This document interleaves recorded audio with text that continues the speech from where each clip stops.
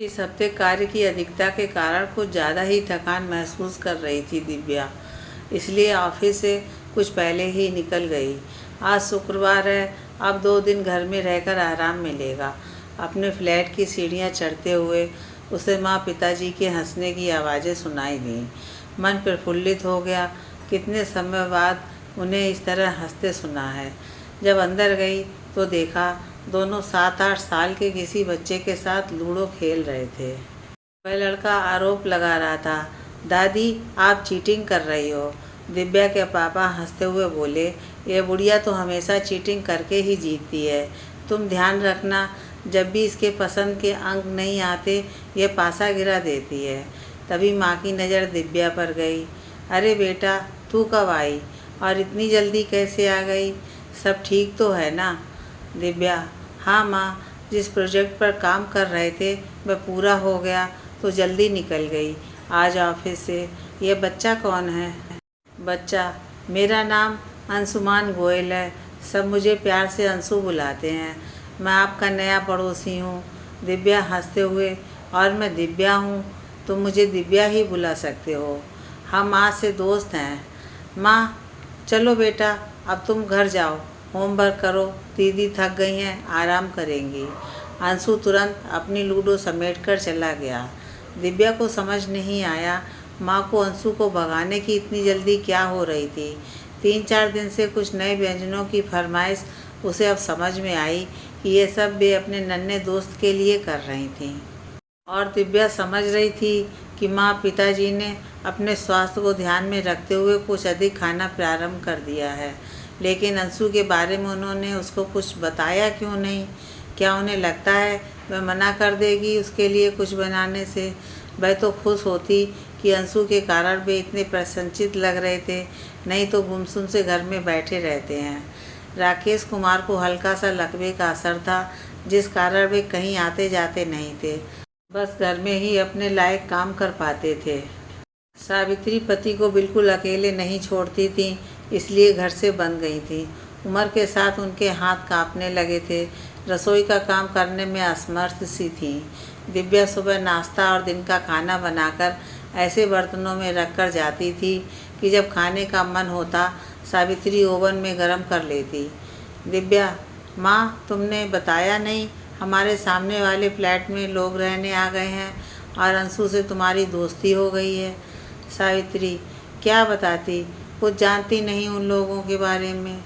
School से आने के बाद ये लड़का थोड़ी देर के लिए आ जाता है, अभी इसके दोस्त नहीं बने हैं। सावित्री उठकर अंदर जाने लगी तो दिव्या ने हाथ पकड़कर बैठाते हुए कहा, क्या बात है माँ, दिन भर की छोटी छोटी बातें बताती हो, अंशु के बारे में एक वाक्य भी नहीं बोला। ऐसा तो नहीं तुम मेरे सामने प्रसन्न होते हुए गिल्टी फील करती हो? भाई से भी फ़ोन पर तब बात करती हो जब मैं ऑफिस चली जाती हूँ। पूछती हूँ उनके बारे में तो कहती हो कई दिन से बात नहीं हुई। सावित्री की आंखों में परेशानी झलक रही थी। वह इस तरह की बातों से स्वयं को असहज महसूस कर रही थी। पीछा छुड़ाने के उद्देश्य से बोली, क्या फालतू बकवास कर रही है? दिव्या, नहीं माँ, मुझे लगता है मैं सही कह रही हूँ। मेरी शादी न होने का कारण तुम अपने आप को मानती हो। तुमको लगता है मैं कुंवारी हूँ इसलिए बहुत दुखी हूँ और तुमको भी खुश होने का कोई अधिकार नहीं है। सावित्री एक लंबी सांस छोड़ते हुए बोली, तू सही कह रही है, हमारे कारण ही तेरा विवाह नहीं हुआ अभी तक। तू इतनी सुंदर है, इतनी अच्छी नौकरी कर रही है, तेरे लिए रिश्तों की लाइन लगी थी, लेकिन ये सुनते ही लड़की के माता पिता भी दहेज में मिलेंगे, सब पीछे हट गए। हमारे समाज ने इतनी उन्नति नहीं की है कि अभी लड़की वाले लड़की के साथ साथ उसके माँ बाप की जिम्मेदारी भी अपने सिर पर ओढ़ें। दिव्या, जिम्मेदारी की बात कहाँ से उठती है माँ? मैं अपने पति पर आर्थिक रूप से निर्भर नहीं रहूँगी। जैसे लड़की अपने पति की उसकी पारिवारिक स्थिति के अनुसार सहयोग देती है, वैसे ही सहयोग की अपने लिए उम्मीद करना क्या गलत है? तुमने मेरे और भाई की परवरिश में कोई भेदभाव नहीं किया, हमें एक जैसा प्यार दिया। भाई की तरह मेरा भी कर्तव्य है तुम्हारी आवश्यकताओं का ध्यान रखना। जिस दिन मेरी जैसी सोच का इंसान मिल जाएगा मैं शादी कर लूँगी। सावित्री का दिल इन आदर्शवादी बातों से हल्का नहीं होता था। उसे दिव्या की बढ़ती उम्र के कारण चिंता लगी रहती थी। बेटे को कई बार कहा भारत में ही नौकरी ढूंढ ले, लेकिन इतनी आसानी से मनपसंद नौकरी मिलती कहाँ है। दुखी मन से उसने भगवान से गुहार लगाई, कुछ तो हल निकालो इस समस्या का। अगले दिन जब दूध वाला आया सुबह 6 बजे, तब दिव्या उठी दूध लेने। सामने वाले फ्लैट से 30-32 साल का बहुत ही हैंडसम बंदा निकला। बाल बिखरे हुए थे, आंखें खुल नहीं रही थी, इस कदर नींद में था। पड़ोसी धर्म निभाते हुए दिव्या ने कहा, हाय। दिव्या की तरफ देखते हुए पता नहीं इतनी कम खुली आंखों से उसे कितना दिखा। मैं बोला, अच्छा तुम हो जो उन बुड्ढा बुड्ढी आई मीन अंकल आंटी की देखभाल करती हो। दिव्या उसका ये वाक्य सुनकर सकते में आ गई और वह उत्तर की प्रतीक्षा करे बिना दरवाज़ा बंद कर अंदर चला गया। ऐसी स्थिति में उसके दिमाग और दिल में जंग छिड़ जाती है और उसकी देह बुत बनी दोनों की बहस सुनती है। दिमाग, देखा कितना बदतमीज है, देखने में थोड़ा सही है तो पापा मम्मी को बुड्ढा बुड्ढी कहकर चला गया, घमंडी कहीं का। दिल, हाय कितना हैंडसम बंदा है, एक गलती तो माफ़ की जा सकती है बेचारी की, नींद में था, जवान फिसल गई होगी, बाद में अंकल आंटी बोला ना। दिमाग, नहीं नहीं, ऐसे लोगों से बात करनी नहीं चाहिए, ब्लैक लिस्ट में डाल देना चाहिए, ना जाने क्या समझते हैं अपने आप को। दिल, नहीं, उसको एक मौका और मिलना चाहिए। ऐसे अवसरों पर उसके दिल की ही चलती थी, वह दिल की ही ज़्यादा सुनती थी। 1 हफ्ते से सफाई करने वाली नहीं आई थी। दिव्या ने सोचा डस्टिंग और सफाई करनी चाहिए। 1 घंटे से वह सफाई करने में लगी थी। इतनी धूल मिट्टी हो गई थी, 1 हफ्ते में वह स्वयं धूल से भर गई थी। तभी घंटी की आवाज़ आई। वह झुंझलाती हुई खोलने गई। कोई काम आराम से करने ही नहीं देते। सामने अंशु और वह हैंडसम बंदा खड़े थे। अंशु दरवाज़ा घुसते ही अंदर भागा। मैं दादी को बताकर आता हूँ। वह बंदा, यह चाबी आंटी को दे देना, एक टेबल आने वाली है, बस दरवाज़ा खोलना है, रख वे लोग देंगे। और अगर तुम्हारे पास 9 बजे से पहले का समय हो तो इस सामने वाले फ्लैट की सफाई भी कर दिया करो। अब दिव्या का दिल और दिमाग क्या अंग अंग गुस्से से फड़कने लगा। किसी से बात करने से पहले पता तो कर लेना चाहिए सामने वाला कौन है।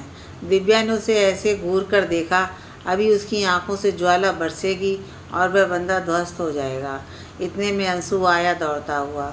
चलो पापा जल्दी करो, और हाथ खींचते हुए उस बंदे को ले गया। पापा शब्द सुनकर दिव्या की देह शिथिल पड़ गई। तो ये अंशु के पापा रोहित गोयल हैं।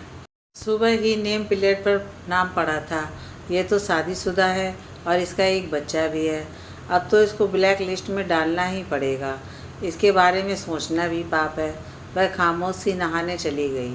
शीशे में जब अपना चेहरा देखा तो लगा रोहित की कोई गलती नहीं थी। समय अपनी गति से आगे बढ़ रहा था। दिव्या का अंशु से शनिवार और रविवार को मिलना हो जाता था। उसी ने बताया वह अब स्कूल से सीधे 5-6 घंटे के लिए डे बोर्डिंग में जाने लगा है। वहाँ टीचर उसका गृह कार्य कराते हैं और खाने का भी ध्यान रखते हैं। शाम को उनकी बस उनको सोसाइटी के गेट पर छोड़ जाती है। एक दिन शाम को जब दिव्या ऑफिस से लौट रही थी तब उसने देखा अंशु की गेट के पास किसी लड़के से लड़ाई हो रही थी। उस लड़के ने अंशु को ज़ोर से धक्का दिया और भाग गया। दिव्या ने इशारे से अंशु को बुलाया और गाड़ी का दरवाज़ा खोलते हुए उसे बैठने के लिए कहा। वह बिल्कुल खामोश रहा। दिव्या समझ गई वह अपनी रुलाई रोक रहा था। फ्लैट आते ही वह उतर गया और दिव्या गाड़ी खड़ी करने आगे चली गई। जब वह फ्लैट पर पहुंची तो देखा अंशु के हाथ कांप रहे थे। चाबी उससे अभी तक लगी नहीं थी। उसने अंशु से चाबी ली, दरवाज़ा खोला और अंशु के साथ अंदर आ गई।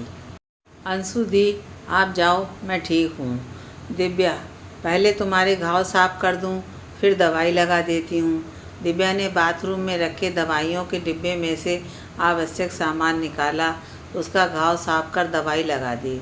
फिर प्यार से उसे अपनी गोदी में खींचते हुए बोली, तुम बहुत बहादुर हो, लेकिन एक दोस्त दूसरे दोस्त के सामने अगर रोता है तो इसमें कोई शर्म नहीं है। बस अंशु का तो आंसुओं का बांध टूट गया। वह दिव्या के कंधे से लगकर फपक फपक कर बहुत देर तक रोता रहा। रोते रोते उसके मुंह से एक दो बार मम्मी शब्द भी निकला। दिव्या का मन बड़ा दुखी हुआ। कैसी माँ है, पता नहीं कहाँ चली गई। इतने छोटे बच्चे को छोड़कर थोड़ी देर बाद अंशु को चुप कराने के उद्देश्य से बोली, छोड़ो ना, कब तक रोएगा।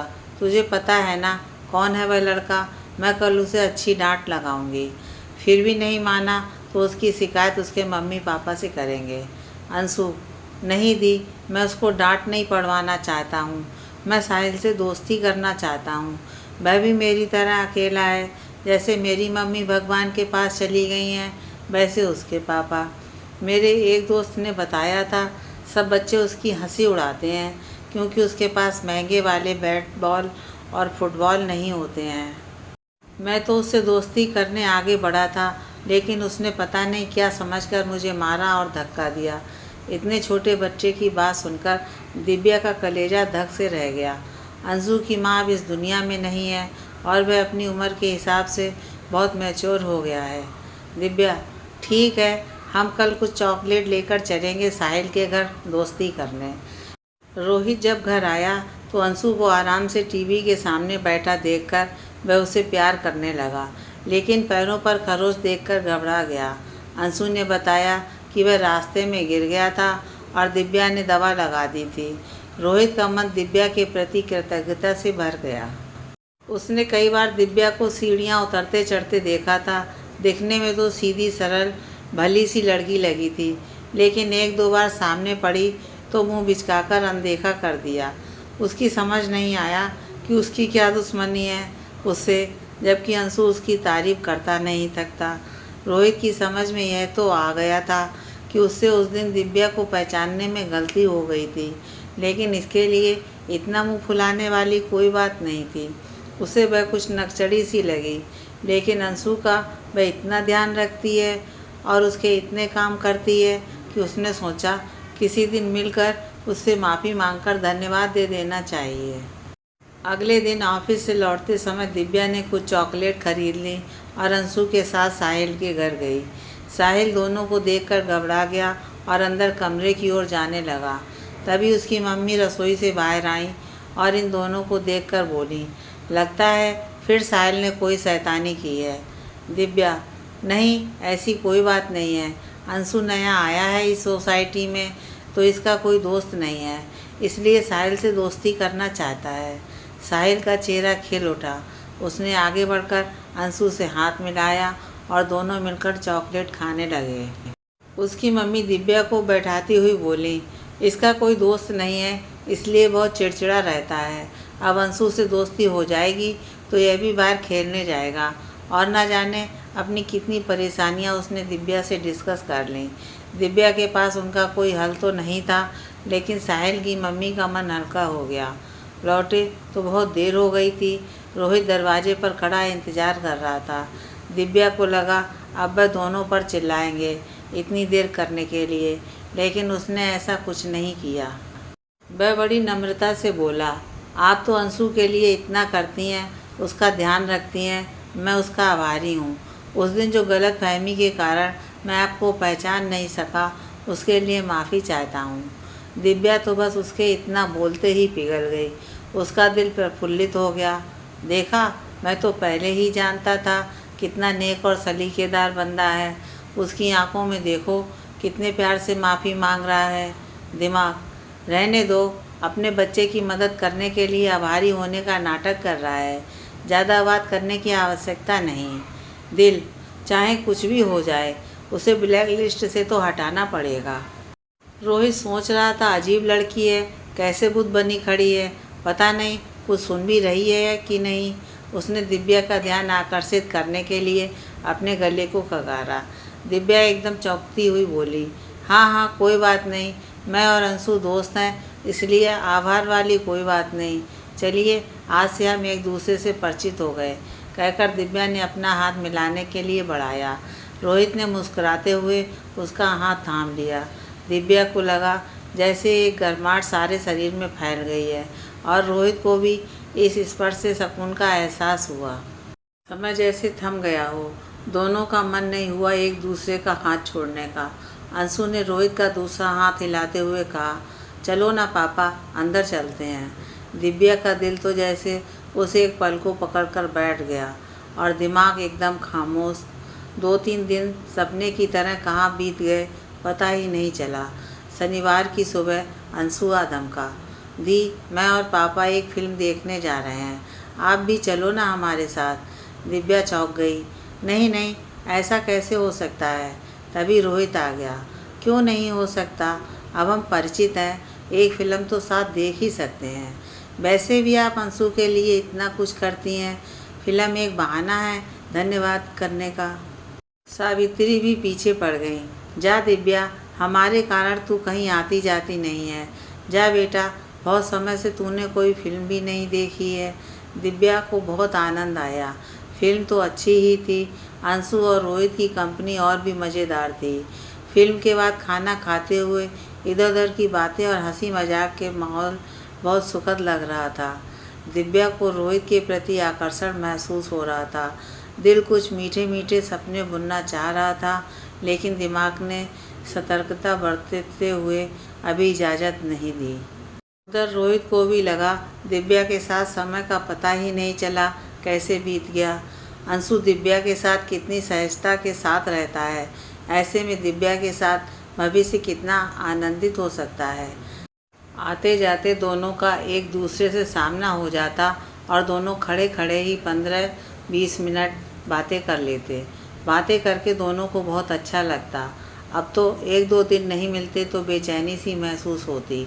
एक दिन शनिवार को दिव्या सुबह टहलने के लिए नीचे उतरी तो अंशु को पार्क में बेंच पर गुमसुम बैठे देखा। न जाने अब इसके दिमाग में क्या पक रहा है, सोचते हुए वह उसके निकट बैठ गई। प्यार से उसके बालों को सहलाते हुए वह बोली, कुछ परेशानी है क्या? बड़ों की तरह ठंडी हवा भरते हुए अंशु बोला, मेरे नाना नानी आए हैं, वे मेरी मौसी को मेरी नई मम्मी बनाना चाहते हैं। सुनकर दिव्या का दिल बैठ गया, फिर भी संभलते हुए बोली, तो इसमें बुराई क्या है? तुम अभी इतने छोटे हो कि तुम्हें देखभाल के लिए मम्मी की आवश्यकता तो है ही। अंशु, मुझे तान्या मासी अच्छी नहीं लगती हैं, वे बस पापा से बात करती हैं, मुझे बार बार अंदर जाने को कहती हैं। पापा भी उनसे हंसकर बातें करते हैं, तब मैं बहुत अकेला हो जाता हूँ, मेरा रोने का मन करता है। अंशु की आवाज़ बहुत धीरे होती जा रही थी। उसकी बात सुनने के लिए दिव्या को अपना कान उसके मुंह के पास ले जाना पड़ा। धीरे से उसके सिर को अपने कंधे पर टिकाते हुए दिव्या ने कहा, तुम क्या चाहते हो? तुम्हारे पापा दूसरी शादी ना करें? वे भी तो कितना अकेला फील करते होंगे, उन्हें भी कोई दोस्त चाहिए अपनी बात शेयर करने के लिए। अंशु, दी आप क्यों नहीं मेरी मम्मी बन जाती, कितना अच्छा रहेगा, दादा दादी भी हमारे साथ रहेंगे, हमारा कितना बड़ा परिवार हो जाएगा। जब भी कहीं से आओ घर में कोई ना कोई अवश्य मिलेगा। कई बार घर आता हूँ बिल्कुल अंधेरा होता है, लाइट खोलते हुए भी डर लगता है, फिर थका हुआ अकेला एक जगह बैठ जाता हूँ, कई बार मन भी नहीं करता घर आने का। दिव्या उसकी बात समझ रही थी, फिर भी बच्चे से क्या बोले, और रोहित के मन में क्या है क्या मालूम। अब अगर तान्या रोहित को पसंद है, वह उसके साथ हंस हंस कर बातें करता है, तो वही उसकी जीवन साथी बनेगी। दिव्या, वो तो ठीक है बेटा, पर तुम्हारे पापा को भी तो अपनी पसंद का दोस्त बनाने का चांस मिलना चाहिए। वे जिस किसी को तुम्हारी मम्मी बनाएंगे, तुम्हें उनके साथ रहते रहते अच्छा लगने लगेगा, धीरे धीरे सब ठीक हो जाएगा। कहकर दिव्या उठी और टहलने चली गई। जब आई थी तो मौसम कितना सुहावना लग रहा था, कितनी उत्साहित थी, दिन भर क्या करना है, कहाँ जाना है। अब दिल बोझिल हो रहा था, कुछ अच्छा नहीं लग रहा था। एक चक्कर पार्क का लगाकर घर वापस आ गई और अपने कमरे में जाकर लेट गई। उधर रोहित खिड़की से बाहर झांक रहा था, दिव्या दिख जाए तो कुछ बात कर ले। बिना उद्देश्य के उसके घर जाना या फ़ोन करने में उसे संकोच हो रहा था। उसके सास ससुर का दबाव तान्या को लेकर बढ़ता जा रहा था। तान्या उसकी पत्नी मोना की चचेरी बहन है। अंशु के जन्म के बाद से मोना बहुत बीमार रहने लगी थी, तब उसके सास ससुर ने सहारा दिया था अंशु की परवरिश में और मोना की बीमारी में। रोहित को मोना की परेशानी कभी समझ नहीं आई। वह शादी के बाद से बहुत उदासीन सी रहती थी, बहुत कम बोलती, दूर दूर रहती। रोहित ने मोना के मन की बात जानने की बहुत कोशिश की, लेकिन उसने कभी बताया नहीं, बस रोने लग जाती। रोहित ने अच्छे पति का धर्म निभाने में कोई कसर नहीं छोड़ी, लेकिन अंशु के जन्म के बाद वह डिप्रेशन में चली गई। अब तो वह बहुत कम खाती पीती, बस चुपचाप पड़ी रहती। अंशु से कुछ लगाव रखती थी। रोहित कहाँ कहाँ नहीं ले गया इलाज के लिए, कोई फ़ायदा नहीं हुआ। आखिर एक दिन उसने आत्महत्या कर ली और उसकी ज़िंदगी से चली गई। उसके स्वयं के माता पिता तो रहे नहीं थे, इसलिए सास ससुर को बड़ा मानकर बहुत इज्जत करता था। वे भी अपने और 2 बच्चों के पास कम, शुरू से ही रोहित के पास अधिक रहते थे, जबकि उनका घर भी पास में ही था। मोना की मृत्यु के कुछ समय पश्चात ससुर जी अपने छोटे भाई की बेटी तान्या को रोहित के घर लाने लगे। एक दिन उसे बातों बातों में पता चला कि मोना शादी से पहले ही डिप्रेशन की शिकार थी और दवाई लेती थी। वह किसी लड़के को स्कूल के समय से चाहती थी, लेकिन उसकी शादी ज़बरदस्ती रोहित से कर दी। उसने अपने माता पिता को ना तो क्षमा किया, ना रोहित को अपनाया। यह सब जानने के बाद रोहित का अपने सास ससुर से मन उखड़ गया। वह बात पहले बता देते तो वह शायद स्थिति को संभाल लेता। इस तरह इतने लोग परेशान नहीं होते। उसने कुछ नहीं बोला, लेकिन अपना तबादला कंपनी के दूसरे शहर में स्थित ऑफिस में करवाया और इस शहर में आ गया था। उसके सास ससुर यहाँ भी आ गए और इस बार तान्या से विवाह करने के लिए बहुत दबाव डाल रहे हैं। वह पहले भी इस प्रस्ताव को टाल रहा था। उसे लगता तान्या में अभी बचपना है, वह अंशु की उचित देखभाल नहीं कर पाएगी और शादी को लेकर उसके जो अरमान हैं वह उन्हें पूरा करने में असमर्थ रहेगा। शादी के बाद उसे कोई सुख नहीं मिला था और अब वह ऐसा समझदार जीवन साथी चाहता था जो उसकी परेशानियों को समझते हुए उसका जीवन आसान बना दे। दिव्या में उसे यह बात नज़र आती है, इसलिए वह सुबह से उसके दिल की बात जानने की कोशिश कर रहा था, लेकिन हिम्मत नहीं हो रही थी। कहीं शादीशुदा एक बच्चे के बाप से शादी की बात सुनकर वह भड़क ना जाए।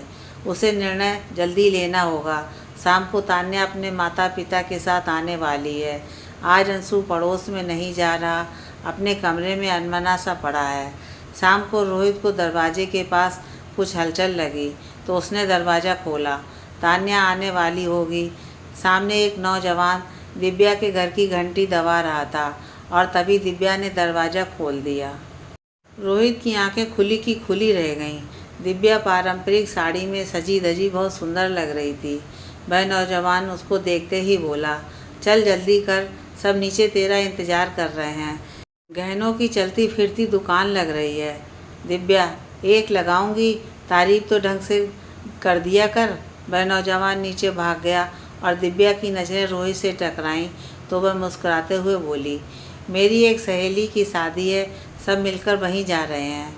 रोहित ने हाँ में सिर हिला दिया। उसके दिल में टीस उठ रही थी, कहीं दिव्या उस नौजवान से प्रेम तो नहीं करती। दिव्या समारोह में जाने के लिए सजी तो बहुत थी, लेकिन मन प्रसन्न नहीं था। सीढ़ियाँ उतरी तो देखा उससे 3-4 साल छोटी एक खूबसूरत लड़की ऊपर जा रही थी। पीछे चल रहे बुजुर्ग दंपति में से औरत ने आवाज़ दी, तान्या ध्यान से बेटा, इतनी हील्स वाली चप्पलें पहन रखी हैं, कहीं पैर मुड़ ना जाए। दिव्या ने ध्यान से देखा तो ये तान्या है। स्कर्ट टॉप, हाई हील्स, खुले सिल्की बाल, बेहद हसीन। भला तान्या को छोड़कर रोहित उसकी तरफ क्यों देखेगा? वैसे भी इस समय उसे लग रहा था तान्या के सामने वह अम्मा लग रही है। चुपचाप दोस्तों के साथ गाड़ी में जाकर बैठ गई। शादी के समारोह में उसे जरा सा भी आनंद नहीं आ रहा था। बार बार तान्या का चेहरा आंखों के सामने घूम रहा था। उधर रोहित ने तान्या और उसके माता पिता का स्वागत किया और सब बैठकर बातें करने लगे। थोड़ी देर बाद चारों बुजुर्ग अंशु को लेकर दूसरे कमरे में चले गए ताकि रोहित और तान्या अकेले में बात कर सकें। रोहित तान्या से पहले भी कई बार मिल चुका था, इसलिए उसके पास बात करने के लिए कुछ नहीं था। उसका मन भटक रहा था। दिव्या का रूप उसके दिलो दिमाग पर छाया था, लेकिन तान्या जब से शादी की बात चली थी बहुत उत्साहित थी। वह ऐसे बात कर रही थी मानो शादी पक्की हो गई थी। तान्या, रोहित जी, शादी के बाद हम 15 दिन के लिए विदेश चलेंगे। इस समय मौसम भी बहुत सुहाना होता है वहाँ। रोहित, 15 दिन तो बहुत होते हैं। अंशु कहाँ रहेगा इतने दिन? इस समय इतनी छुट्टियाँ लेना मुश्किल है, उसके लिए भी और मेरे लिए भी। तान्या, अंशु को ताऊ जी और ताई जी संभाल लेंगे। पहले भी तो ध्यान रखते थे वे उसका। वैसे भी मुझे तो बच्चों की देखभाल करनी आती नहीं, हम उसे उन्हीं के साथ भेज देंगे। रोहित को सुनकर अच्छा नहीं लगा। यह विवाह 3 लोगों की ज़िंदगी बर्बाद कर देगा। उसे समझ आ गया कि दिव्या से विवाह हो या ना हो, लेकिन तान्या से विवाह करना बहुत गलत निर्णय होगा। उसने जब अपनी बात सबके सामने कही तो वे चारों बहुत क्रोधित हुए और तुरंत पैर पटकते हुए चले गए। तान्या रोने लगी, लेकिन रोहित को लगा उसने ठीक निर्णय लिया है। रात के 12 बज गए थे, दिव्या आई नहीं थी अभी तक। रोहित बेचैन सा अपनी बालकनी में खड़ा देख रहा था। वह अपने मन को समझा रहा था कि उसे केवल दिव्या की सुरक्षा को लेकर चिंता है। वह उसके सकुशल घर में लौटने का इंतजार कर रहा है। जैसे ही नीचे गाड़ी आकर रुकी और उसने देखा दिव्या उतरी, वह लपक कर अपने घर से बाहर आ गया। वह सीढ़ियाँ उतर रहा था और दिव्या उसको देखकर आश्चर्य से बोली, इतनी रात को कहाँ जा रहे हैं आप? रोहित, वह नींद नहीं आ रही थी, सोचा टहलने में से शायद कुछ बात बन जाए। वैसे आज तुम बहुत सुंदर लग रही हो। दिव्या, थैंक्स, और आपको सगाई मुबारक हो। रोहित आश्चर्य से, सगाई? ये क्या कह रही हो तुम? दिव्या, मैंने तान्या को ऊपर जाते देखा था, बड़ी सुंदर लग रही थी। अच्छा, मैं चलती हूँ, देर हो रही है। उसे लगा वह कुछ देर खड़ी रही तो रोना शुरू कर देगी।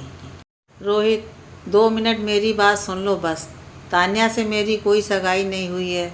मैं तुमसे पूछना चाहता था कि अगर तुम्हारी ज़िंदगी में कोई और नहीं है तो तुमको मैं पसंद हूँ, तो मैं तुमसे शादी करना चाहता हूँ। रोहित को इतनी आवश्यक बात इस तरह सीढ़ी पर खड़े होकर रात के 12 बजे करना कुछ अटपटा सा लग रहा था, लेकिन उसने नहीं की तो उसे लग रहा था कि वह रात भर सो नहीं पाएगा। रोहित की बात सुनकर दिव्या के दिल और दिमाग सजग हो गए, बस भिड़ गए दोनों। दिल, मैं तो पहले से ही कहता था इसे मोहब्बत हो गई है। इसकी आंखों में चाहत साफ दिखाई देती थी। दिमाग, रहने दो, झूठ मत बोलो। 2 दिन से बीमारों जैसा हाल बना रखा था, ठीक से अपना काम नहीं कर रहे थे, सारा शरीर शिथिल हो गया था। दिल, ठीक है, अब तो दुगनी तेज़ी से काम कर रहा हूँ, देखा कितनी ज़ोर ज़ोर धड़क रहा हूँ। रोहित घबरा गया, ये दिव्या ऐसी भूत क्यों बन गई है? उसकी बात सुनकर उसे सदमा तो नहीं लग गया? वैसे भी पता नहीं इसको बीच बीच में क्या हो जाता है, बोलते बोलते अचानक किसी और ही दुनिया में पहुंच जाती है। उसने दिव्या दिव्या कहकर आवाज़ लगाई तो जैसे वह होश में आई। रोहित, तुम परेशान मत हो, थक गई होगी, हम कल आराम से इस विषय में बात कर लेंगे। दिव्या, नहीं, ऐसी कोई बात नहीं, मैं भी आपको बहुत पसंद करती हूँ। वो तो मुझे विश्वास नहीं हो रहा आप तान्या से शादी नहीं कर रहे। रोहित ने दिव्या को अपनी बाहों में खींचते हुए कहा, ये तान्या तान्या मत करो, बहुत रात हो गई है, आगे की बात कल कर लेंगे। कहीं तुम्हारे पापा मम्मी ना आ जाएं तुम्हें ढूंढते हुए। दिव्या रोहित के सीने से लगे हुए बोली, यह तो पता है ना कि दहेज में मेरे मम्मी पापा भी आएंगे। रोहित हंसते हुए, मुझे इस दहेज से कोई आपत्ति नहीं है, वैसे दहेज तो मैं भी ला रहा हूँ, मेरा पुत्र। दोनों बेमन से अलग हुए और अपने अपने फ्लैट में चले गए। दिव्या को पता था नींद आएगी नहीं, लेकिन चित्त शांत था। आज दिल और दिमाग खामोश थे, दोनों में कोई बहस नहीं थी, मन का मीत जो मिल गया था।